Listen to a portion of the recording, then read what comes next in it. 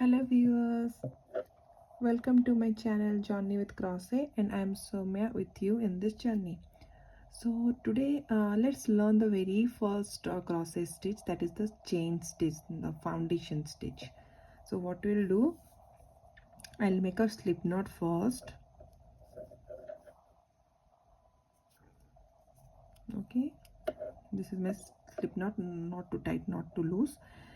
Then for chain stitch, what I'm going to do, this is the hook, right? So I'll just keep it behind this yarn and grab this is called yarn over again. So keep this hook behind this yarn and grab it. This is called yarn over because the yarn is over my hook. Then just, this is one loop, right? Then pull through this loop. Okay, so this is your first chain. This one is your first chain. So this is your slip knot, and this part is your first chain, like V shape chain, you can see, right? So this is your first, and all the stitch also going to look like V. And there are different kind of stitch also that we are going to learn later. Yeah, so I'll do it again. Just put your hook behind your yarn and wrap it. Yarn, this is called yarn over, and pull through this loop.